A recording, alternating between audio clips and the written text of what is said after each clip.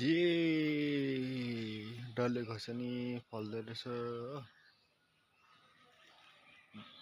नभएको नि मैले योपालि डल्ले खोर्सानी 8-9 वटा बोट लगाएको थिएँ कि यो 2टा मात्रै जाएछ। त्यो पनि यो माटो चाहिँ बोरामा हालेर मात्रै जाएको। कति त सबै मर्यो। भुइँमा त नहुँदो रहेछ, जमिनमा त। मेरो फुल हो, सयपत्री फुलहरू।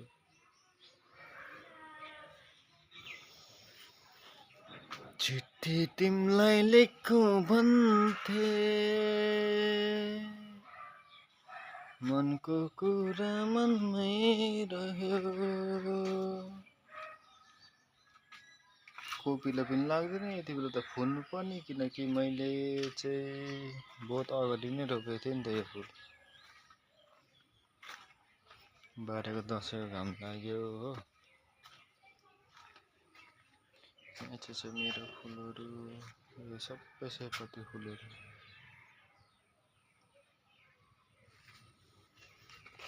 त्यो छ मेरो हल्का नजारा।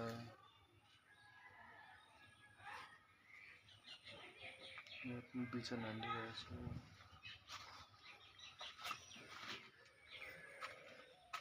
उता बारी पनि छ, बारीमा पछाडि देखाउँछु।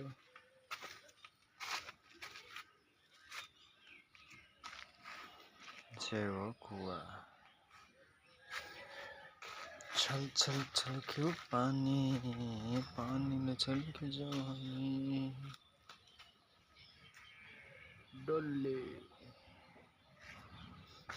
यो चाहिँ बाहिरको नजारा है, अघि देखेको भित्रको। अब चाहिँ दोकान जान्छु।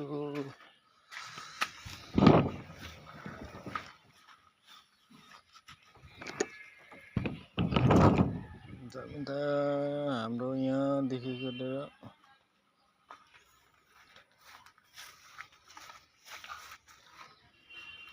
त्यहाँ पर बारी छ, त्यहाँबाट चाहिँ वहाँसम्म। त्यो सुपारीको गाछ छ त्यहाँसम्म। भिटी नै हाम्रै हो। यहाँबाट चाहिँ त्यो सुँगुर खोर्छ यतापट्टि हाम्रो, उतापट्टि चाहिँ दाजुको। हाम्रो गाउँको नजारा यसो छ। यता खाली भएको नि हाम्रै हो। यता सुपारी बारी लगाउनु पर्ने। उतापट्टि घर चाहिँ अर्कैको हो। म दाजुले पहिले बिक्री गरेर, तिन कट्टा चाहिँ बिक्री गरेर आफ्नो जमिनमा सबै सुँगुर खोदेको। यता चाहिँ त्यो भिटी देखायो नि वहाँसम्म हाम्रो। यो चाहिँ जेठा मैला साइलाको घर हो। घाम लागेर आज वाउ ब्युटिफुल।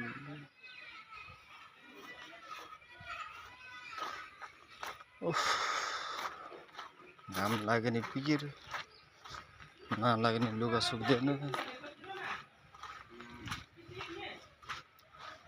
साइला दाजुको, यता चाहिँ ठुल दाजुको, यता चाहिँ माइला दाजुको घर। त्यसै बाटो बिचमा चाहिँ बाटो हाम्रो।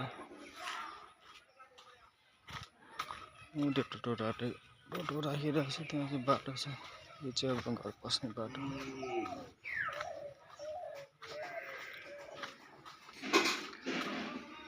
भाउजूले दसैँको लुगा सुकायो क्या हो? दसैँको लुगा सुकायो क्या हो? सबै सुकाइदिइरहेछ। पानी परेर है? दसैँ घाम लाग्दैछ अब। गाउँघरको नजारा। यता चाहिँ धानबारीहरू छ, घरहरू। यो चाहिँ हाम्रो ठुल दाजुको घर हो। ठुल भाउजू जाँदैछ। भगट हेर फलेको बाफ। ल यो चाहिँ निङ्ग्रो गाडी कति खाने यहाँ हाम्रो त निङ्ग्रो एभाइलेबल। उलुक पुल यहाँबाट देखिन्छ।